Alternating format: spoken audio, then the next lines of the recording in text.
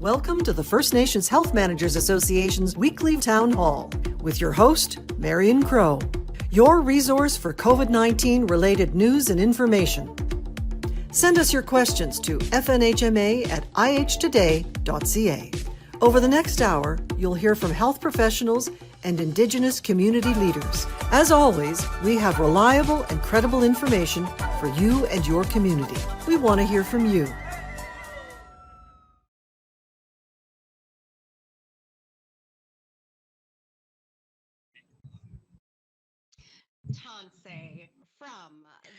Depuis, déjà, je me mélange et ça sera dans les bloopers, je vous le dis. Donc, je veux débuter en reconnaissant le très beau territoire sur lequel nous diffusons. Et il s'agit présentement de la ville de Toronto, le territoire traditionnel de plusieurs nations, incluant les Mississauga of the Credit, les Anishinaabe, les Chippewa, les Haudenosaunee, ainsi que les peuples Wendat. Nous sommes dans les studios de Nation Talk et mon nom est Marion Crow. Je suis la directrice générale de l'Association des gestionnaires de santé Premières Nations. Je viens de la Première Nation Pipot en Saskatchewan. Pipot Princess, bonjour encore une fois. Je travaille présentement et je vis présentement sur le territoire non cédé algonquin et merci à tout le monde qui se joint à nous à la radio, qui va nous regarder sur APTN. Ce sont les 4 derniers épisodes sur la COVID-19 de la GSPN. On continuera de vous donner 4 autres heures d'informations et je crois qu'ensuite le travail sera entre vos mains. Ce fut toute une aventure, mais juste pour vous rappeler que vous voulez nous regarder encore les 3 prochaines semaines pour voir ce que nous avons à vous proposer jusqu'au 30 juin. Le 30 juin, on va vraiment réfléchir, repenser, reconnaître et célébrer tous les travailleurs première ligne qui gardent nos nations en sécurité. Merci de nous avoir accueillis, de nous accueillir dans vos territoires, nations ainsi que vos organisations. Et bien sûr, vous venez nous voir afin d'obtenir votre information crédible, fiable et pertinente de la part de l'Association des gestionnaires de santé Premières Nations. C'est tellement un plaisir aujourd'hui de pouvoir réaccueillir Leila Gillis de chez Services autochtones Canada. Il y a beaucoup de gens qui connaissent Alison Fisher du Centre de santé Wabano.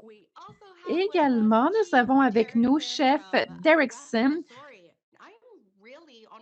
Vraiment, je suis sur une lancée de bloopers présentement. Je m'en excuse. Donc, Première Nation West Bank, le chef Derrickson, c'est un honneur de vous avoir avec nous aujourd'hui. On va essayer de répondre, d'insérer un peu de rire dans notre session. Donc, pour ceux qui savent comment ça fonctionne, et si vous ne le savez pas, si vous avez des questions pour nos panélistes aujourd'hui ou des questions en général, on s'assurera d'y répondre.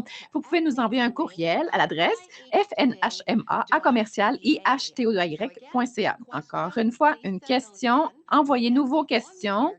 On y répondra aujourd'hui ou on vous enverra une réponse ou on y répondra à un futur séance de discussion verte, fnhma@ihtoy.ca. Donc, débutons cette fête. Bienvenue dans le Nid du Corbeau, Leila Gillis. Re-bienvenue, en fait. Merci beaucoup, Marianne. Comme toujours, c'est vraiment un grand plaisir d'être avec vous et toute l'équipe de la séance de discussion ouverte, de pouvoir avoir cette opportunité de se joindre à vous en nom de Services autochtones Canada afin de pouvoir partager des statistiques en lien avec la COVID-19 pour les communautés Premières Nations aujourd'hui. Avant que je vous parle de la mise à jour, je veux simplement reconnaître qu'aujourd'hui, je suis sur le beau territoire traditionnel non cédé des peuples algonquins et Anishinaabe. Je veux également reconnaître les propriétaires traditionnels du territoire et tous ceux qui participent dans le territoire, qui participent à l'émission aujourd'hui se rassemblent d'un océan à l'autre. Et une salutation spéciale à la côte est du Canada, Terre-Neuve, qui demeure ma maison et où ma famille réside encore à ce jour. Donc, afin de pouvoir vous expliquer qui je suis la directrice générale infirmière en chef de SAC et je suis la directrice générale du bureau de soins primaires. Mon bureau est situé dans le Bureau national de services autochtones Canada et je suis une infirmière certifiée depuis plus de 30 ans. Je débuterai aujourd'hui en vous partageant certaines des statistiques à jour de la COVID-19. Ça a été mis à jour cette semaine, le 6 juin. Durant cette période de temps, le nombre de cas actifs de COVID-19 qui ont été rapportés dans les communautés Premières Nations au Canada était de 803. Ça inclut 193 nouveaux cas. C'est en se comparant à plus de 24 000 cas actifs au Canada total, avec plus de 1 500 d'entre eux qui sont de nouveaux cas. Depuis le début de la pandémie, le nombre total de cas rapportés de la COVID dans les communautés Premières Nations est plus de 30 300 cas et 29 200 sont maintenant rétablis. Et ça se compare à près de 1,4 million de cas totaux au Canada. Et il y a 1,3-1,5 million qui, heureusement, sont maintenant rétablis de ces cas-là.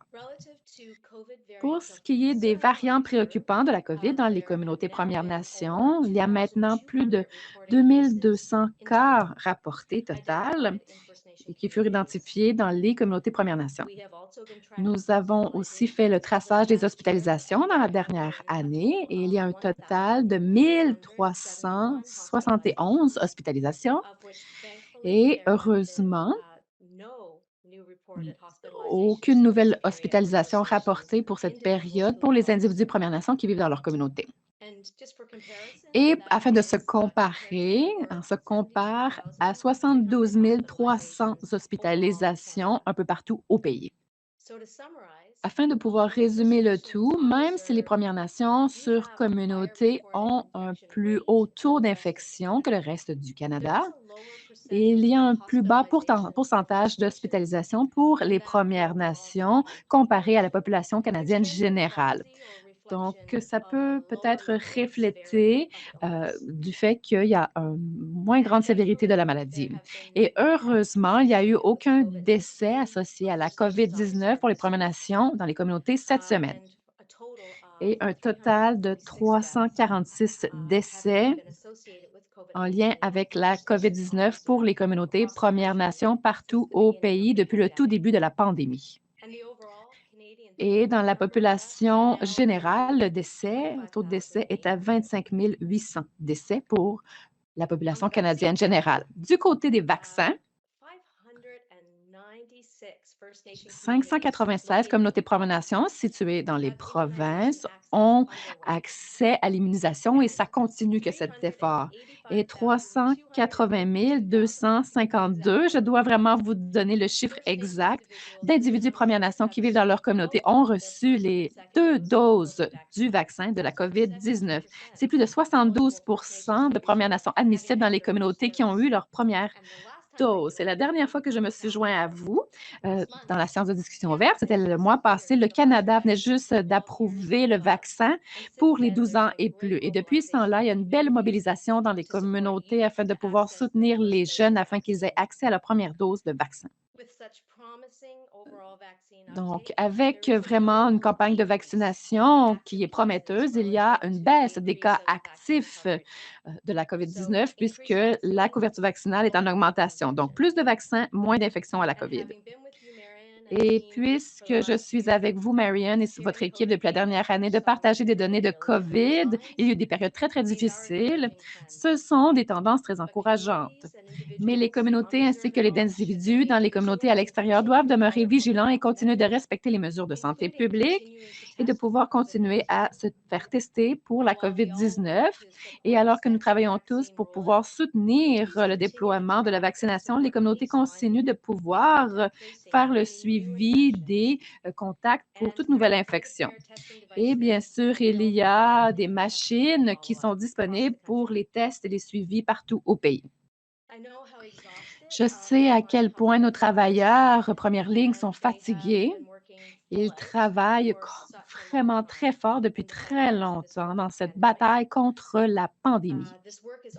Ce travail est en plus de tout soutien, santé mentale, dépendance et toute la douleur supplémentaire qui a été vécue dans la dernière semaine, en fait, dernière semaine et demie, et c'est trop pour les communautés et autres employés première ligne. Ça n'a jamais été aussi important de prendre soin de soi et de pouvoir demander de l'aide et de se préoccuper de ceux autour de nous, vérifier comment vont vos amis, les membres de votre famille. Ça n'a jamais été aussi important d'être là les uns pour les autres. Et de reconnaître que les cérémonies sont si importantes et nécessaires par plusieurs personnes durant les dernières semaines. Et pendant que vous planifiez, que vous partagez, assurez-vous de respecter les mesures de santé publique lorsque vous organisez des cérémonies afin de s'assurer de pouvoir protéger tout le monde. Je me retournerai à nouveau vers vous, Marion, mais merci beaucoup de cette opportunité d'avoir pu partager avec vous aujourd'hui. Je pense que c'est ma dernière fois avec vous. Merci beaucoup d'avoir rendu cette séance de discussion verte vraiment ce message d'intérêt public si facilement disponible pour tout le monde. Léaïla, merci beaucoup de continuer à être en partenariat avec la GSPN afin de pouvoir réagir de la façon dont vous l'avez fait chez SAC. Votre temps, vos efforts et votre engagement sont tellement nécessaires et nous en sommes très reconnaissants. Merci beaucoup. Hi, hi, Léaïla. Bon, encore une fois, pour ceux d'entre vous qui veulent nous envoyer une question, vous pouvez nous l'envoyer à l'adresse courriel fnhma@ihtoday.ca. Avant de passer à notre prochaine invité, je veux faire quelques petites annonces. Pour les gens qui nous regardent, je suis certaine qu'elle nous écoute présentement. Bonne fête, Margaret Timms. Il s'agit d'une des membres de la famille de la GSPN. J'espère que votre journée est aussi belle qu'à votre esprit. Et Kelsey Thompson, qui est en congé de maternité. Son anniversaire était lundi et il fait partie de notre famille à GSPN et on souhaite beaucoup de bonheur avec son nouveau-né à la maison. Bon, maintenant, tournons-nous vers un gourou de la gouvernance. J'accueillerai Chef Derrickson. Chef Derrickson est présentement le chef de la Première Nation West Bank. Joignez-vous à nous dans le nid du corbeau, chef. Bienvenue. Merci, Marion. Je crois que c'est la première fois où on me présente en tant que gourou de gouvernement. Non, de la gouvernance, un gourou de la gouvernance. Donc, je préfère être un gourou de la COVID presque. Donc, tout d'abord, je débuterai en vous disant que je ne suis certainement pas un expert de la COVID ou tout ça, mais j'ai beaucoup appris dans la dernière année, étant entourée d'experts, de gens qui savent comment faire les choses. Ce fut aussi une période très difficile pour nos communautés. Donc, il y a 215 enfants qui ont été découverts, enterrés sous le pensionnat indien de Kamloops, et ça a eu un grand impact sur nos communautés. Et c'est en plus de la COVID, donc ça a vraiment limité notre habilité à pouvoir faire notre deuil en tant que communauté. Nous devons nous rappeler de ces 215 enfants. Nous devons trouver des façons de pouvoir exprimer de façon sécuritaire nos émotions et de pouvoir se rassembler de façon sécuritaire, encore une fois en respectant les protocoles de la COVID-19 et de se rappeler de ces enfants et de pouvoir guérir en tant que communauté. Mais ceci étant dit, ce qu'on a fait dans notre communauté, pour toutes les communautés Premières Nations au Canada, et un peu partout dans le monde, c'est une période très difficile dans la dernière année. Je pense que ça fait déjà une année. Ce fut vraiment un voyage dans le temps pour moi de retourner dans le passé et ça fait déjà plus d'une année que cette pandémie a débuté. Lorsque ce virus est arrivé au Canada, on l'anticipait, on anticipait que ça allait être sérieux. Nous avions déjà des discussions avec nos gouvernements que ce virus allait se rendre en Colombie-Britannique et ce serait potentiellement grave. Donc, on a vraiment pu faire des efforts, même avant que le docteur en charge de la santé publique en Colombie-Britannique mette en place certaines mesures quelqu'un qu'on adore partout au Canada. Avant qu'elle mette en place des mesures, on a vraiment fermé les bureaux du gouvernement. On a empêché les gens d'entrer dans les édifices. On a fermé les CPE. C'était en mars 2020, il y a plus d'un an. Et à partir de là, on a continué de pouvoir mettre en œuvre une stratégie en 3 volets, qui est de respecter les mesures de santé publique et d'aller bien au-delà de ce qui était demandé et de pouvoir imposer nos propres restrictions à nos membres et surtout à nos employés, afin de pouvoir faire le mieux que nous pouvions, de s'assurer que nous protégions la santé et le bien-être de nos membres et de nos employés. Bien sûr, ce qui était le plus important pour nos conseils, leadership, notre communauté, étaient nos aînés, ces gardiens de la connaissance, les gens qui parlent la langue, seulement certains d'entre eux qui nous restent. Donc, il était important pour nous de faire tout ce que nous pouvions afin de pouvoir protéger les derniers locuteurs langagiers de notre communauté, parce qu'une fois que cette connaissance nous quitte, s'il y a un décès à cause de la COVID, cette connaissance est perdue pour toujours. Bien sûr, au niveau politique, tous les gouvernements partout au Canada, il y a des décisions qui ont été prises qui n'étaient pas très populaires avec nos membres. Notre conseil a vraiment complètement maintenu son positionnement fort et firme. Donc, je continuerai à offrir des services à nos membres durant la pandémie, même si nous étions fermés. On a offert une dividende COVID à nos membres. C'était grâce à notre bras corporatif. Il y a une corporation qui a offert, je pense que c'était 400 $, une dividende de 400 $ pour nos membres et ça a aidé vraiment pu donc ça, c'est pour les bloopers aussi, à pouvoir se débarrasser, apaiser le stress que les membres ressentaient. Les gens n'étaient pas certains s'ils pourraient garder leur emploi. Ils ne savaient pas ce qui se passerait avec leur futur, donc c'était très stressant au début de la pandémie. Et en réponse à tout ça, on a mis en place le système de dividendes. On a informé nos employés que personne ne serait mis à pied.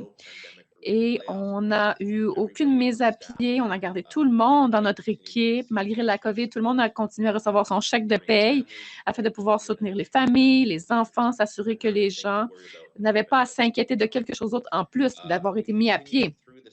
Donc, on a commencé à continuer à canceller des événements durant l'été. Ce fut des diffusions difficiles.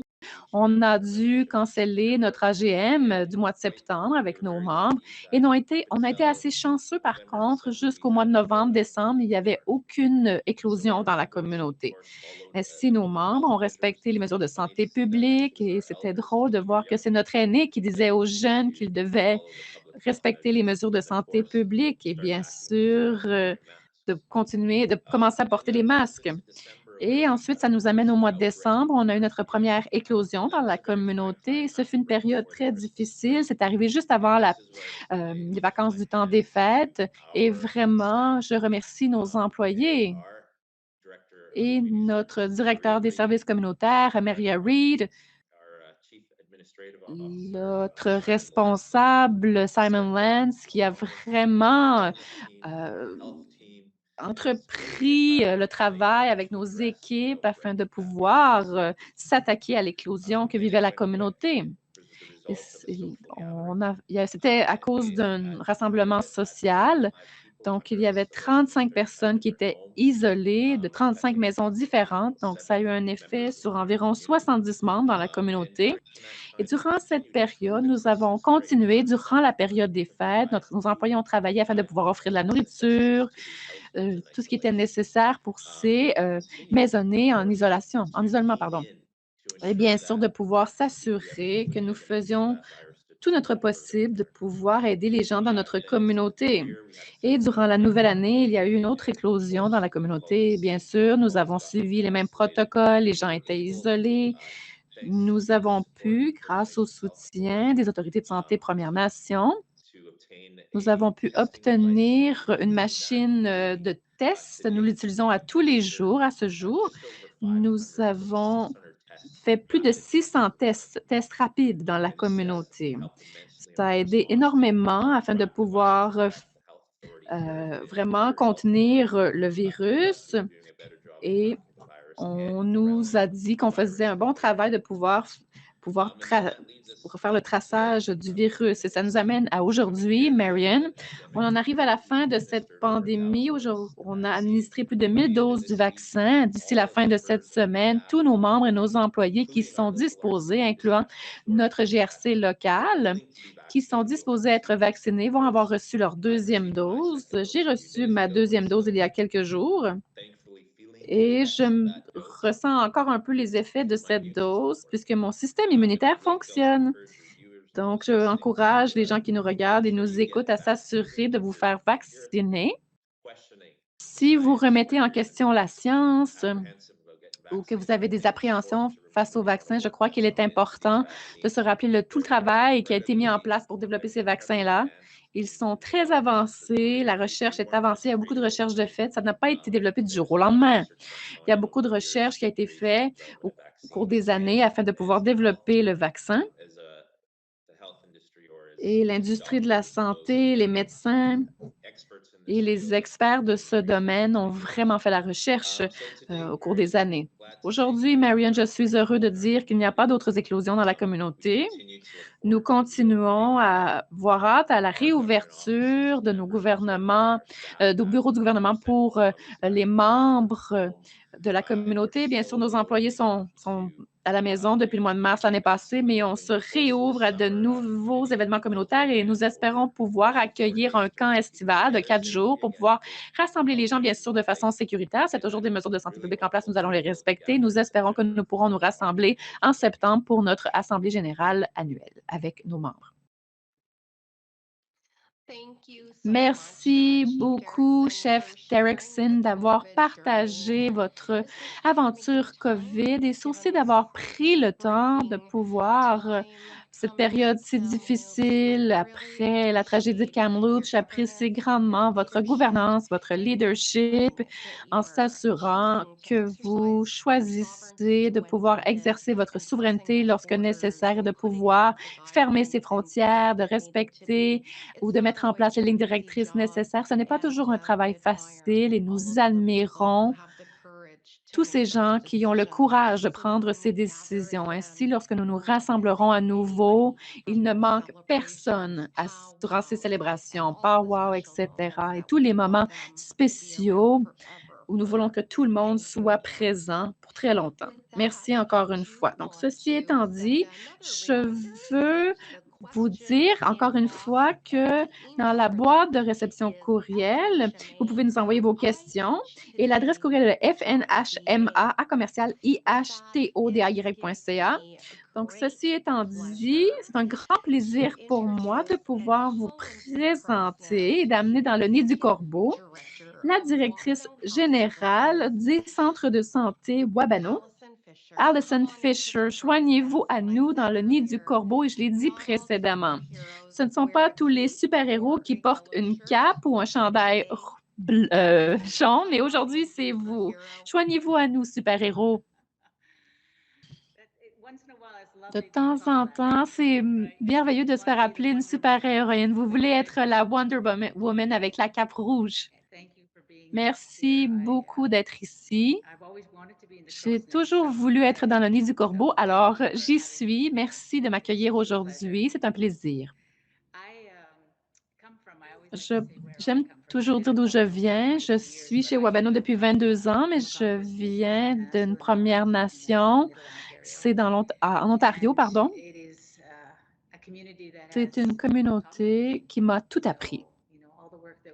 Tout le travail que nous faisons, toute la traduction que nous offrons, on le fait les uns pour les autres et je remercie ma communauté de m'avoir donné ce merveilleux départ. Merci. Aujourd'hui, je veux parler de la COVID, de la vaccination également, mais nous voulons toujours pouvoir raconter de meilleures histoires. Et nous avons de merveilleuses histoires dans ce pays et plusieurs de nos communautés se sont élevées, ont pu faire face aux défis et ont produit plusieurs merveilleuses histoires dans les communautés. Mais il y a aussi une histoire qui a commencé le mois de mars passé. Wabano a été identifié en tant que service essentiel, donc on n'a pas fermé nos portes, on était ouverts en tout temps pour le soutien en personne. Durant ces mois obscurs, il y a eu vraiment ce sentiment de chaos et bien sûr, avoir accès aux services, c'était négligeable et bien sûr, il y avait énormément de peur et d'anxiété liée à tout ça. Donc, c'était l'environnement dans lequel nous devions travailler. Durant cette période de temps, il y a eu beaucoup de défense de droits à différents niveaux du gouvernement, municipal, provincial et fédéral, afin de pouvoir répondre aux besoins et de répondre aux besoins de la communauté. À Wabano, immédiatement, nous avons changé notre livraison de services et de pouvoir vraiment promouvoir les droits des gens et de pouvoir prioriser nos aînés. Nous devions garder nos aînés en sécurité. Il y a beaucoup de nos employés dans l'organisation où il y a eu un changement dans leur travail. Ils voulaient s'assurer de maintenir la sécurité dans la communauté.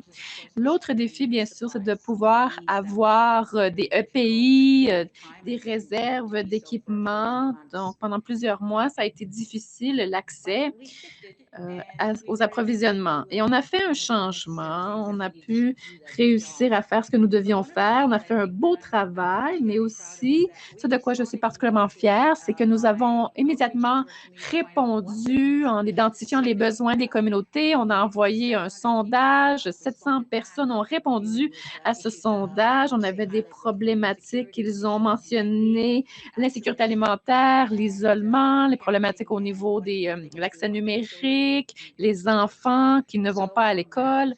À partir de là, on avait beaucoup de données qui nous ont permis vraiment à changer la façon dont nous offrions les services aux communautés à cause de cette information. Ainsi, on a pu faire encore plus. Je suis très fière de nos employés. Durant cette période, on a fait des vérifications de bien-être avec 26 600 personnes. Donc, les gens de la communauté se sentaient très en sécurité. On les appelait constamment. Quelqu'un, parfois tous les jours, obtenait un appel du centre Wabano disant: «Comment ça va? De quoi avez-vous besoin? Comment est-ce qu'on peut vous rendre les choses plus faciles?» Et aussi, la gratitude que nous avons reçue de la part des communautés, ce fut vraiment extraordinaire. Des lettres, des appels.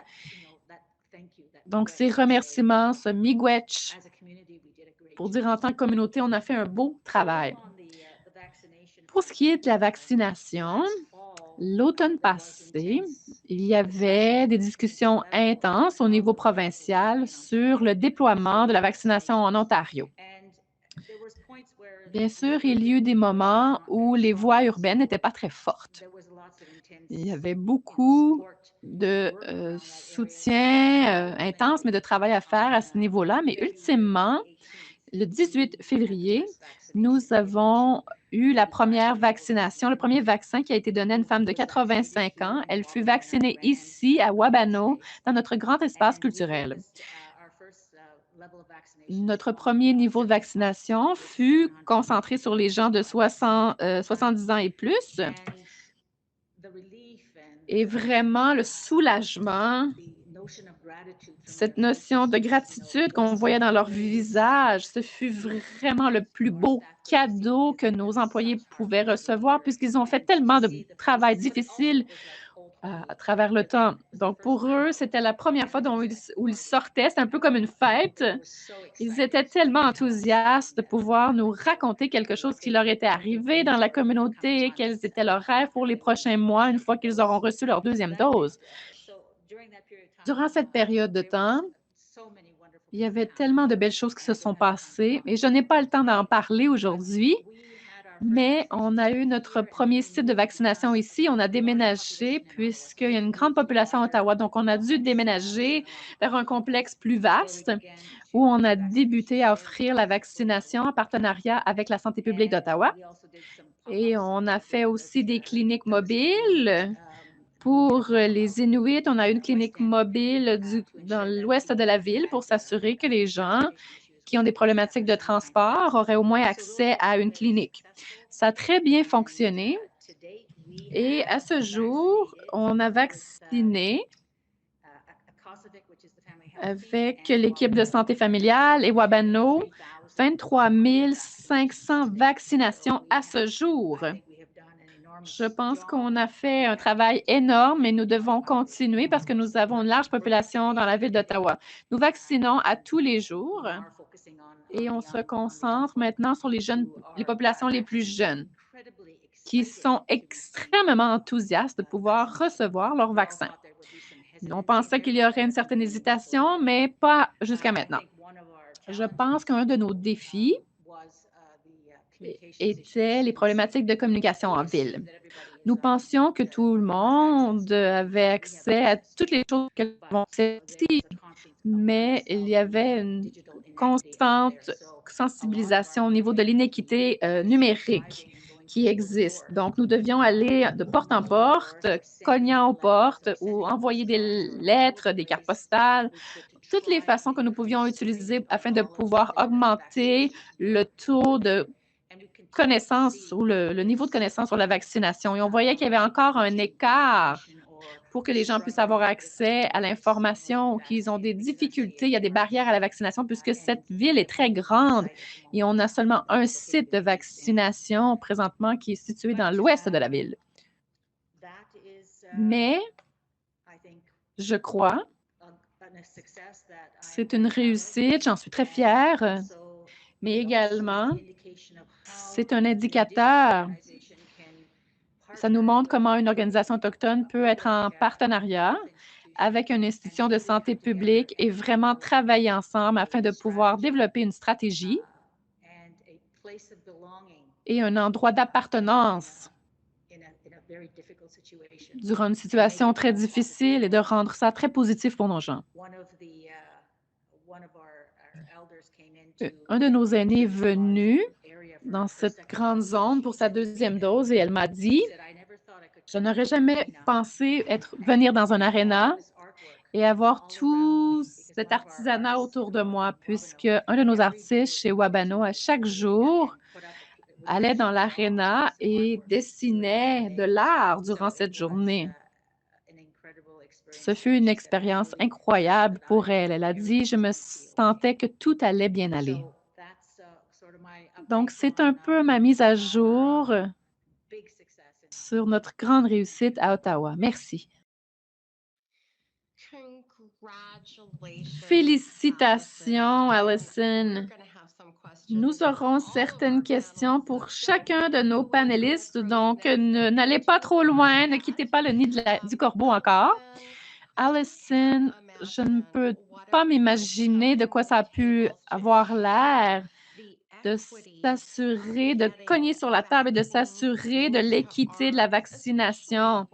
Surtout lorsque vous parlez de certains des défis en lien avec la connectivité. Ce n'est pas tout le monde qui a le privilège d'avoir des iPhones, d'avoir un accès Internet. Afin de l'entendre, qu'il y a des organisations qui vont cogner aux portes pour que les gens puissent avoir accès aux services. Wow, vraiment, ça me touche au cœur. Je n'ai plus de mots. Ça n'arrive pas souvent. Bon, Allison, je vais vous demander d'atteindre votre micro pour l'instant. Et maintenant, je veux dire quelques bonjours aux gens qui nous regardent ou nous écoutent. Jared, merci beaucoup de nous regarder ici à la séance de discussion ouverte de la GSPN. Dawson, on vous voit aussi. Et Tammy, bonjour. Merci de nous regarder. Ce n'est pas le Romper Room, mais merci de nous regarder. Il y aura probablement des gens qui ne comprendront pas cette petite blague, mais on va continuer. Donc, j'ai quelques questions pour nos panélistes et il n'est pas trop tard pour les autres non plus. fnhma@ihtody.ca. Leila, je vais vous demander d'allumer votre micro. Revenez dans le nid du corbeau. Il y a une question ici que j'aimerais vous poser. La question est, Leila, notre communauté n'a pas eu de cas positifs. Nos frontières sont ouvertes. Je ressens que certains des membres de la communauté ne sont pas aussi vigilants que durant la première vague. Est-ce qu'il y a des exemples de le genre de situation qui se passe dans d'autres communautés et qui ont maintenant de grosses éclosions. Donc, qu'est-ce que vous entendez au travers le télégramme des mocassins? Donc, les gens qui ne sont pas si vigilants qu'ils devraient l'être ou qui sont moins vigilants qu'ils l'étaient durant la première vague. Merci, Marion, à chaque fois que vous mentionnez Romper Room, puisque mon nom n'a jamais été mentionné. Il n'y a pas beaucoup de Léa là présente. Donc, merci pour cette question. Donc, comme je l'ai mentionné précédemment, ce n'est pas le moment de baisser la garde. Il y a un énoncé qui mentionne qu'aucun d'entre nous n'est en sécurité jusqu'à ce que nous serons tous en sécurité. Je pense que c'est un bon exemple alors que nous continuons le déploiement de la vaccination. Ce n'est pas tout le monde qui est vacciné et le risque d'infection est toujours présent. Donc, vous savez, je pense que les gens sont fatigués. C'est aussi une période difficile. Les individus veulent seulement être ensemble. Mais vous savez, comme le chef l'a mentionné, il y a des façons de le faire tout en respectant les lignes directrices, les protocoles de la santé publique. Donc, il y a encore des éclosions qui ont lieu malgré notre haut taux de vaccination. Il y a encore certains risques de transmission puisque ce n'est pas tout le monde qui est vacciné. Donc, ça se passe un peu partout au pays. Les responsables de santé publique partout au pays demandent aux gens de, s'il vous plaît, rester en sécurité, de respecter les protocoles de la santé publique. Puisque le plus on se mélange, le plus il y aura de risques de propagation de variants préoccupants. Et bien sûr, nous voulons empêcher cette situation. Il y a certains cas, mais il y a tellement d'exemples aussi de gouvernance exemplaire et de respect des mesures de santé publique partout au pays en même temps. Je crois qu'il y a certaines situations, mais je pense qu'elles sont quand même contrôlées et les communautés prennent ça au sérieux en grande partie. Merci beaucoup, Léa. J'ai presque oublié d'allumer mon micro. Vraiment, ça va être le chandail de 2020-2021. Votre micro est éteint. Bon, je ne suis pas une humoriste, comme vous pouvez le voir, mais j'essaye un peu de pouvoir alléger l'atmosphère. Bon, pas besoin de venir dans le nid du corbeau, mais je veux lire un commentaire pour Allison. Allison, il y a un commentaire juste pour vous et le voici. Félicitations, nous voulons reconnaître et souligner la coordination extraordinaire qu'ont fait les employés du Centre Wabano à Ottawa durant l'autre clinique d'immunisation de la COVID-19. Ce sentiment d'espace sécuritaire a vraiment réduit l'anxiété de nos gens qui y venaient pour des traitements et pour leur vaccination. Félicitations à Allison.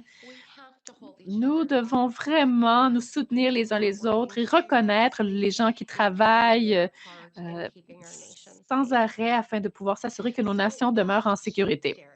Chef Derrickson, il y a certaines questions pour vous, donc re-bienvenue dans le nid du corbeau et je vous rappellerai de pouvoir allumer votre micro. Chef Derrickson, le commentaire ici, ou plutôt la question en fait,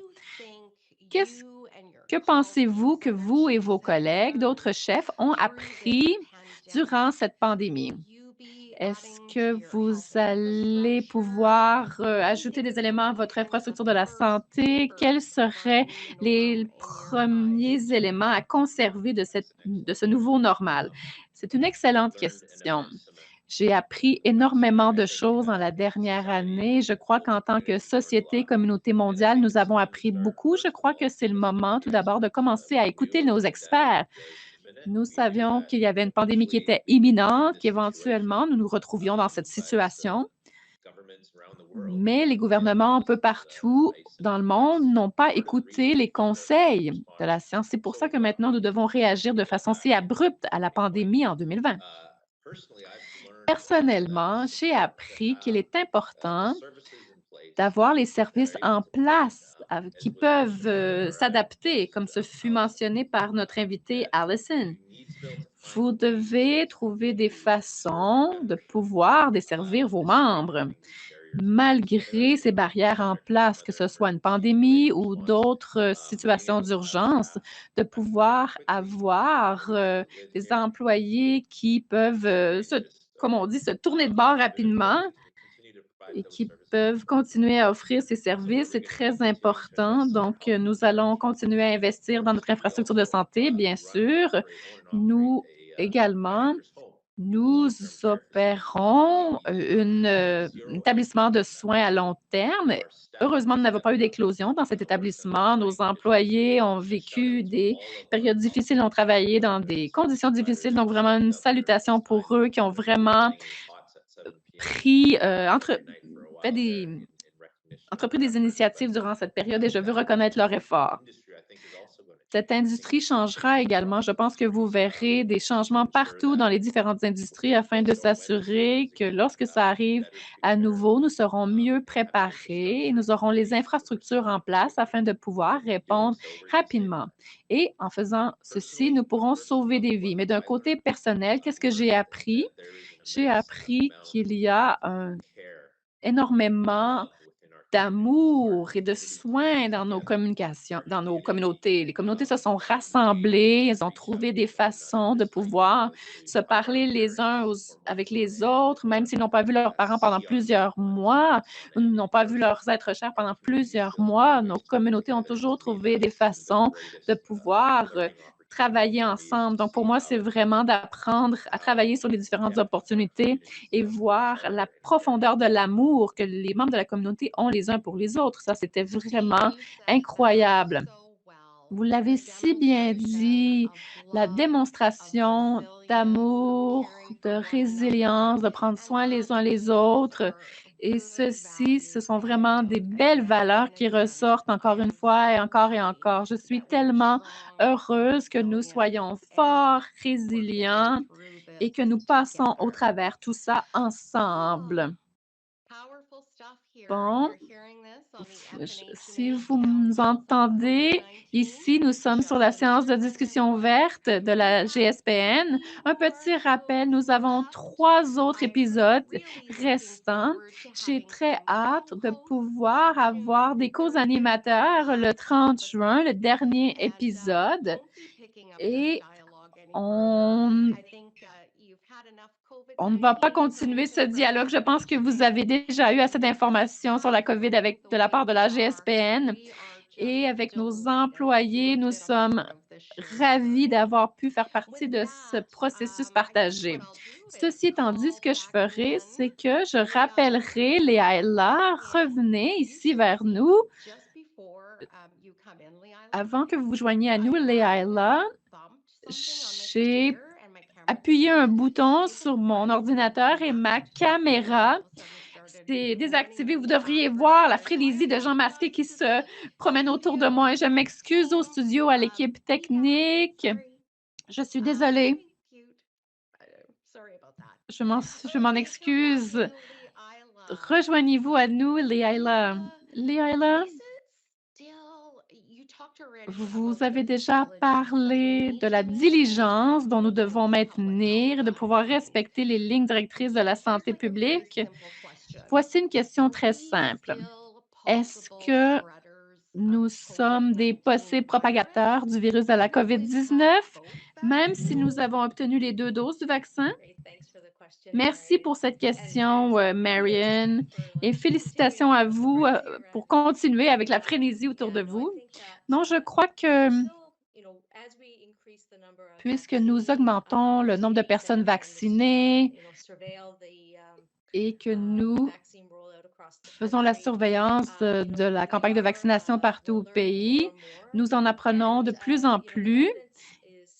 Les preuves continuent d'être rassemblées, mais les preuves précoces ou préliminaires nous montrent qu'il y a bien sûr une réduction dans la gravité de la maladie, des hospitalisations, mais également que la transmission de la COVID-19 est réduite avec la vaccination.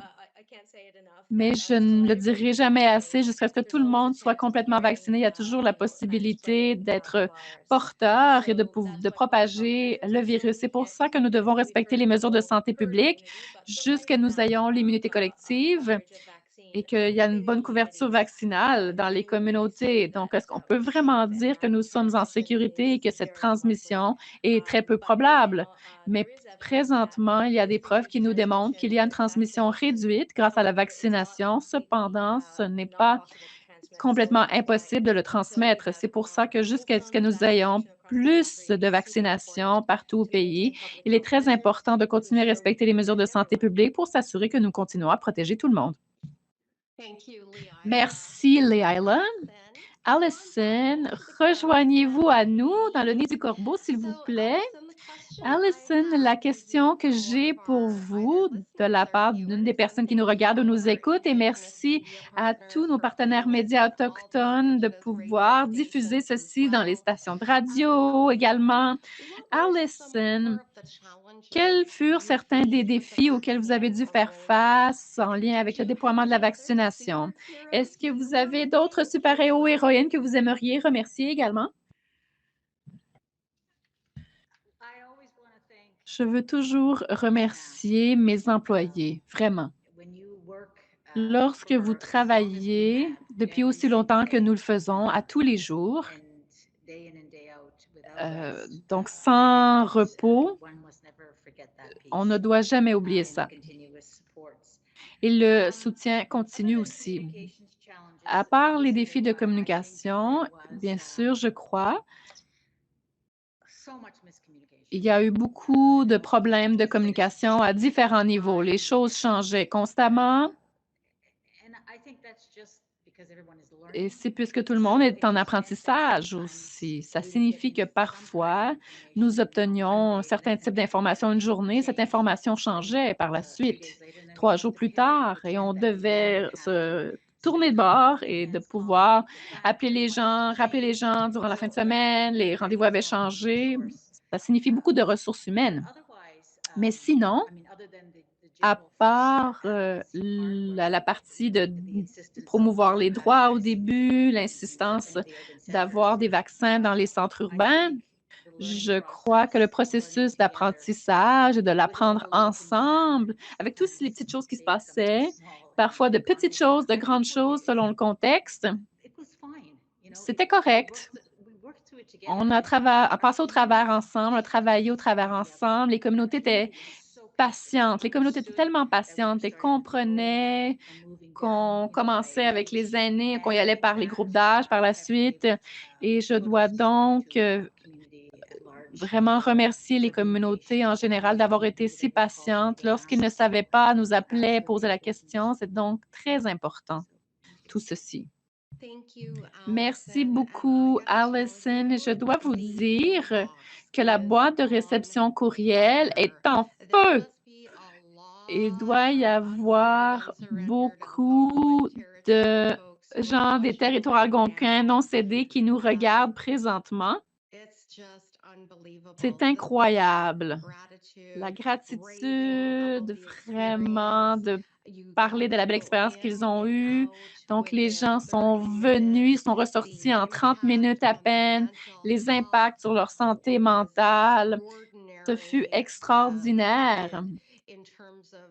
Mais également de pouvoir avoir cette confiance envers une organisation menée par les Premières Nations et de s'assurer que nous avions des aiguilles dans les bras. Donc, je veux tout simplement vous dire, Allison, que ceci est spectaculaire. Vous êtes l'héroïne de cette heure, je dois vous le dire. Donc, merci encore une fois, Allison. Chef Derrickson, je vais vous rappeler, et si ça ne vous dérange pas, il y a une question pour vous, chef. Le commentaire et la question sont: vous êtes dans un poste unique, la Première Nation West Bank.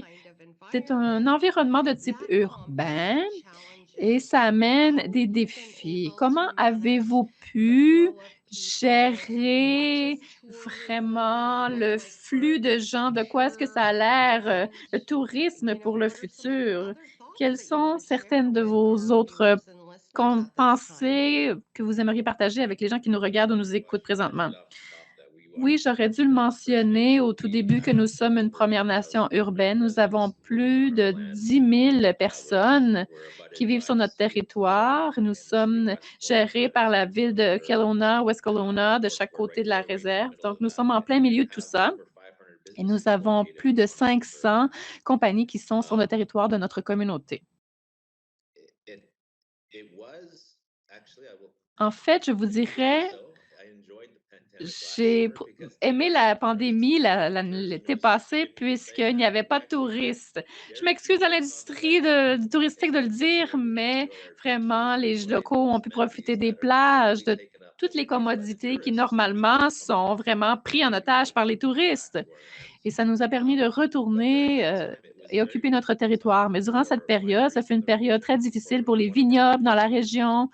Les membres, qui juste avant la pandémie, un membre a ouvert une boutique de souvenirs ici sur le territoire et heureusement, on a eu très peu de compagnies sur le territoire qui ont dû fermer leurs portes.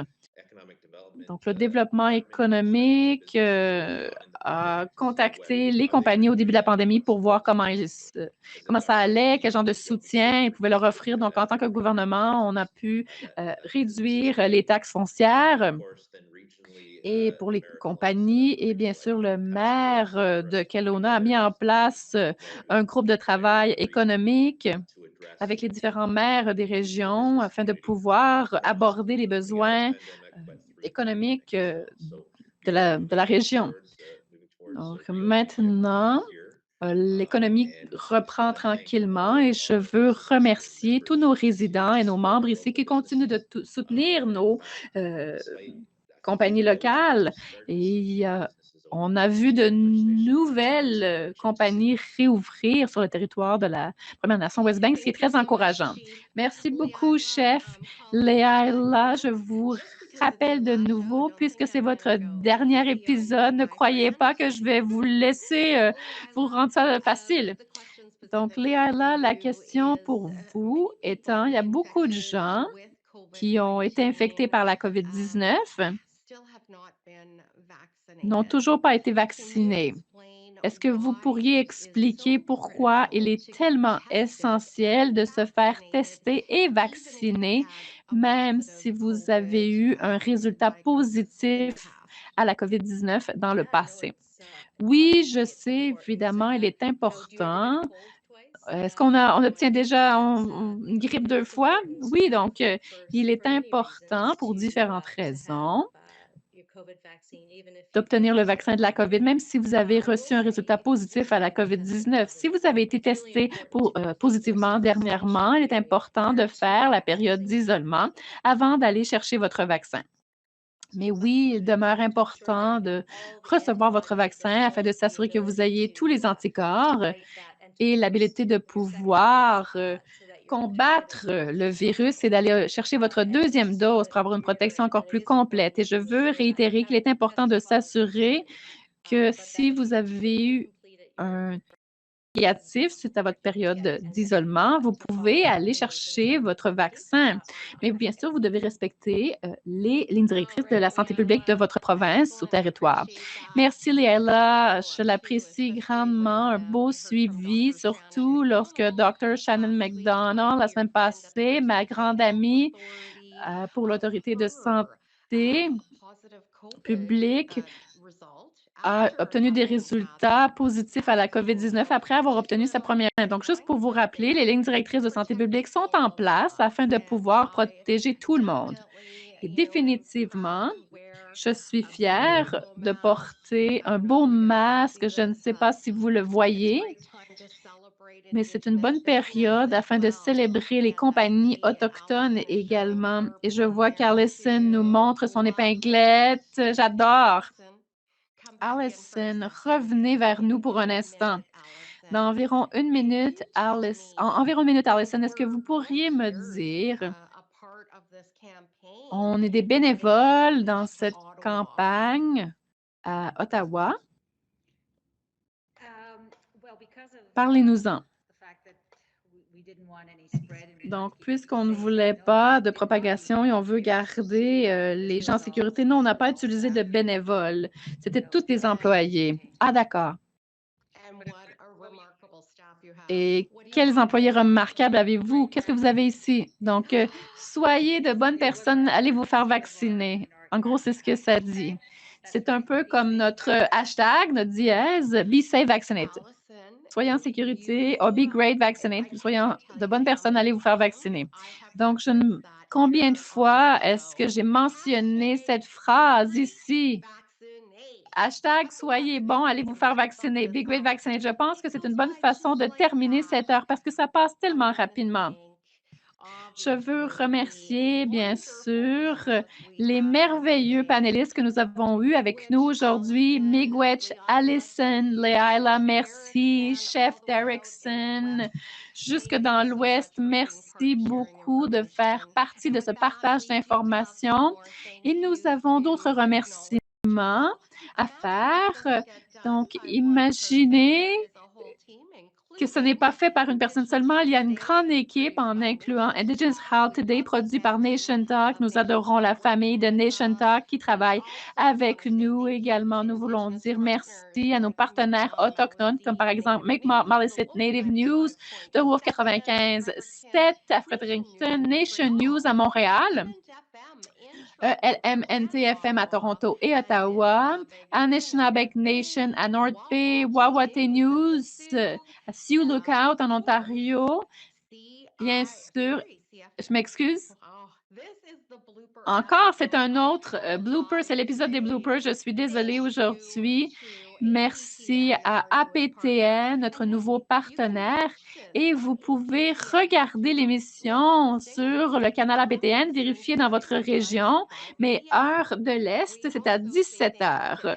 Nous voulons également remercier NBC Radio, Eagle Feather News, Alberta Native News, CJWE, CFWE, CKLB à Yellowknife, Co-op Radio à Vancouver, First Nation Drum et Asheville Newspaper. Maintenant, je suis certaine que j'ai fait un blooper avec ma prononciation sur celui-là aussi. Bon, quelle journée! Et présentement, je suis dans ce bureau, il n'y a pas d'air, donc je vais vous souhaiter une belle journée, soyez en sécurité et soyez de bonnes personnes, allez vous faire vacciner. Et jusqu'à la semaine prochaine, restez en sécurité et hi, hi.